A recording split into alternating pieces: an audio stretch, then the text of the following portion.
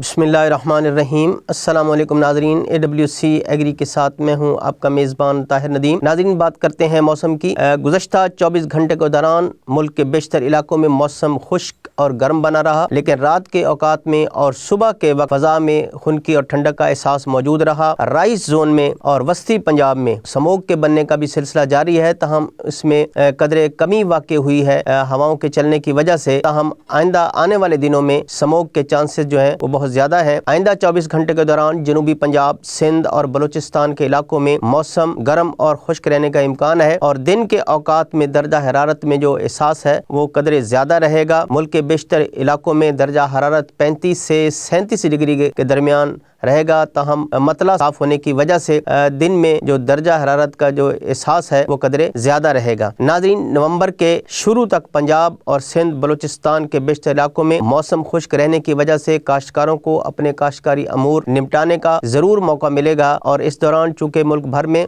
ربی کا سیزن شروع ہو چکا ہے، تاہم موسم جو ہے وہ قدرے گرم ہے، اور ابھی تک جو موسم ہے وہ گندم کی کاشت کے لیے موزوں نہیں ہے، چونکہ گندم کی کاشت کے لیے جو درجہ حرارت ہے وہ 25 سے 28 ڈگری کے درمیان ہونا ضروری ہے، لیکن ابھی تک جو ملک کے بیشتر علاقے ہیں جہاں گندم کاشت ہوتی ہے وہاں درجہ حرارت جو ہے وہ 35 سے 37 ڈگری درجہ حرارت کے درمیان ہے، لہٰذا ان دنوں میں گندم کی کاشت کرنا وہ خطرے سے خالی نہیں ہے۔ تو کاشتکاروں کے لیے ضروری ہے کہ وہ چند دن گندم کی کاشت کے حوالے سے انتظار کریں تاکہ موسم میں قدرے ٹھنڈک ہو جائے، چونکہ گندم کا جو بیج ہے اس کا اگاؤ تو ہو جاتا ہے چاہے درجہ حرارت جتنا بھی ہو، لیکن اس کے بعد چونکہ پودے کو جو شگوفہ ہوتا ہے اس کو ٹھنڈک کی ضرورت ہوتی ہے، اور اگر اس کو ضرورت کے مطابق ٹھنڈک نہ ملے تو اس کے مرجھانے کے جو چانسز ہیں وہ بہت زیادہ ہوتے ہیں، لہٰذا کاشتکاروں کو چاہیے کہ کچھ ویٹ کریں، انتظار کریں، اور اس کے بعد جب موسم بہتر ہو جائے اس وقت گندم کی کاشت شروع کریں۔ گندم کے علاوہ دیگر فصلیں بھی کاشت کرنے کا سلسلہ جاری ہے، جن میں تیل دار اجناس ہیں، رایا، کنولا، سرسوں، مکئی، سورج مکھی، اور اس کے ساتھ ساتھ مٹر، سٹرابری، سونف، تخم بلنگو، یہ ایسی فصلیں ہیں ان کا بھی سلسلہ کاشت کرنے کا جاری ہے۔ اس کے علاوہ چارہ جات جن میں برسیم اور لسرن وغیرہ ہیں، جو ہے، جئی ہے، ان کی کاشت کا سلسلہ بھی جاری ہے۔ ناظرین، اگر ہم بات کریں آئندہ 24 گھنٹے کے دوران خیبر پختونخوا میں موسم کیسا رہے گا، تو پشاور، لنڈی کوتل، تورخم، پارا چنار، دیر، بنیر، مالم جبہ، ناران، کاغان، بٹ گرام، ہزارہ، سوات اور ملکہ علاقوں میں جو بادلوں کے بننے کا امکان موجود ہے، جہاں جہاں بادل طاقتور رہے اور فضا میں ہوا کا جو کم دباؤ ہے وہ بنا تو وہاں بارش کے امکانات بہت زیادہ ہیں۔ اس کے ساتھ ساتھ گلگت، چلاش، سکردو کے علاقوں میں بھی بادلوں کے بننے کا امکان موجود ہے، تاہم بارش کا جو سلسلے کا ہے، بارش بننے کا جو امکان ہے وہ بہت کم ہے۔ اگر ہم بات کریں کشمیر کی، تو کشمیر کے بھی بیشتر علاقوں میں موسم خشک رہنے کا امکان ہے، تاہم جو کشمیر کے ایسے علاقے جیسے بانڈی پورہ، کپواڑہ، وادی نیلم، اننت ناگ، سری نگر، ان علاقوں میں مطلع ابر آلود ضرور رہے گا، لیکن یہاں بھی بادل کے برسنے کا امکان بہت زیادہ کم ہے۔ ناظرین، اگر ہم بات کریں سندھ کی، تو کراچی سمیت سندھ کے بیشتر علاقے جن میں حیدرآباد، سکھر، سانگڑ، میرپور خاص، لاڑکانہ، گھوٹکی، ان علاقوں میں بھی موسم خشک رہنے کا امکان ہے۔ اسی طرح جو بلوچستان کے علاقے ہیں ان میں بھی بیشتر علاقوں میں موسم خشک رہے گا، تاہم کوئٹہ، زیارت، ژوب، ان علاقوں میں بادلوں کے بننے کا امکان موجود ہے، اور جہاں جہاں بادل طاقتور رہے وہاں بارش کے برسنے کا بھی امکان موجود ہے۔ ناظرین، جیسے ہم نے پہلے بھی ذکر کیا کہ اب ربی کی فصلوں کی کاشت کا سلسلہ شروع ہو چکا ہے، تاہم موسم چونکہ قدرے گرم چل رہا ہے، اس لیے خاص کر گندم کی جو فصل ہے اس کی کاشت میں تھوڑی سی جو تاخیر کرنا وہ بہت ضروری ہے۔ ہم یہاں یہ کہنا چاہیں گے کہ گندم کی کاشت کے لیے زمین کا جو تجزیہ ہے وہ انتہائی ضروری ہے، چونکہ اس وقت کاشتکار کے جو پیداواری لاگت ہے اس میں بہت زیادہ اضافہ ہو چکا ہے، بجلی مہنگی ہے، ڈیزل، اس کے علاوہ زمین کے ہل چلانے کے اخراجات، کھادیں، پیسٹی سائیڈ اور جو سیڈ ہے وہ بھی خاصا مہنگا چل رہا ہے، تو کاشتکاروں کو اس وقت جو ہے پیداواری لاگت جو ہے کم کرنے کی ضرورت ہے۔ اس کے لیے ضروری ہے کہ وہ کاشت سے قبل زمین کا تجزیہ ضرور کرا لیں تاکہ ضرورت کے مطابق ہی کھادوں کا استعمال کیا جا سکے۔ تاہم کھادوں کے لیے D A P, urea, potash اور فاسفورسی کھادیں جو ہیں وہ انتہائی ضروری ہیں تاکہ گندم کی جو مطلوبہ پیداوار ہے اس کو حاصل کیا جا سکے۔ تاہم جس طرح ہم یہ سمجھتے ہیں کہ کاشتکار کی جو اکثریت ہے اس کی جو مالی حالت ہے وہ اس قدر نہیں ہے کہ وہ تمام تر کھادوں کا ضرورت کے مطابق استعمال کر سکیں، لیکن اگر وہ ایک بوری ڈی اے پی یا ایک بوری یوریا کا استعمال کرتے ہیں تو اس سے بھی ان کو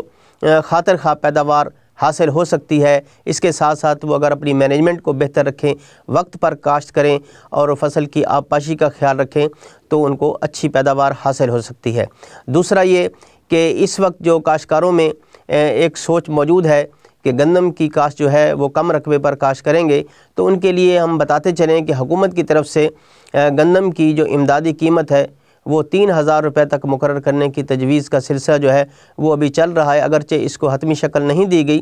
تاہم زیادہ تر امکان یہی ہے کہ حکومت اس کی قیمت میں اضافہ ضرور کرے گی، کیونکہ کاشتکاروں کی جو پیداواری لاگت ہے وہ بہت زیادہ بڑھ چکی ہے، تاکہ کاشتکاروں کو ان کی جو پیداوار ہے اس کا منافع بخش بنانا بھی انتہائی ضروری ہے۔ تاہم ہم اپنے کاشتکار بھائیوں سے یہ کہتے ہیں کہ وہ گندم کی کاشت کے ساتھ ساتھ خوردنی جو تیل کی جو اجناس ہیں، تیل دار اجناس ہیں، ان کی کاشت پر بھی خصوصی توجہ دیں، کیونکہ پاکستان خوردنی تیل کی امپورٹ پر اربوں روپے سالانہ خرچ کرتا ہے اور اپنی جو مقامی ضروریات ہیں ان کو پورا کرتا ہے۔ اگر ہمارے کاشتکار بھائی گندم کے ساتھ ساتھ تیل دار اجناس بھی وافر یا وسیع رقبے پر کاشت کرتے ہیں تو ان کو تیل دار اجناس کی بہتر قیمت مل سکتی ہے۔ اس وقت بھی مارکیٹ میں اگر ہم بات کریں سرسوں کی تو وہ 6,500 روپے سے لے کر 7,000 روپے فی من کے حساب سے منڈیوں میں فروخت ہو رہی ہے، تو کاشتکار اس جانب بھی سوچ سکتے ہیں کہ گندم کے ساتھ ساتھ وہ تیل دار اجناس جو ہے وہ کاشت کریں، چونکہ اس وقت جو اس کی کاشت ہے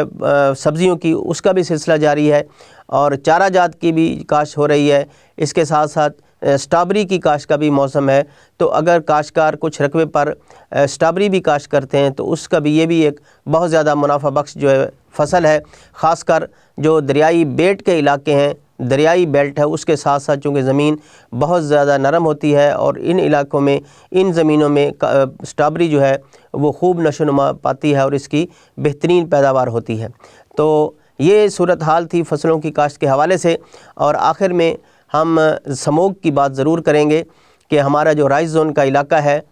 شمالی علاقے ہیں، وسطی شمالی علاقے ہیں پنجاب کے اور لاہور کے علاقے ہیں، یہاں سموگ کا جو بننے کا سلسلہ ہے وہ قدرے کم ہوا ہے، مغرب اور شمال مغربی ہواؤں کے چلنے کی وجہ سے اس میں قدرے کمی واقع ہوئی ہے۔ تاہم جیسے آئندہ 2-4 دنوں میں موسم ٹھنڈا ہوگا، درجہ حرارت گرے گا، تو ان علاقوں میں سموگ جو ہے وہ بڑی تیزی سے اور شدت کے ساتھ بڑھے گی، جس کے اثرات جو ہیں وہ فضا پر، فضائی آلودگی پر بھی پڑیں گے اور ٹریفک کے مسائل بھی پیدا ہوں گے، سانس کے مسائل بھی پیدا ہوں گے عوام الناس کے لیے، جیسے سانس کی بیماری ہے، پھیپھڑوں کی گلے کی بیماری ہے، آنکھوں کی جو ہے خارش وغیرہ کی بیماری ہیں، اس قسم کی بیماریاں جنم لیں گی۔ تو ضرورت اس امر کی ہے کہ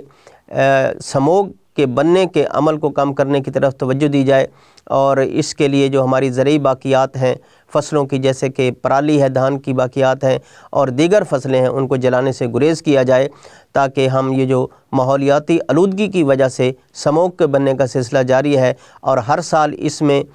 شدت آتی چلی جا رہی ہے، اس کو روکا جائے۔ تو آج تک کے لیے اتنا ہی، آئندہ موسم کی تازہ ترین صورتحال کے ساتھ آپ کی خدمت میں پھر حاضر ہوں گا۔ مجھے دیجیے اجازت، اللہ نگہبان۔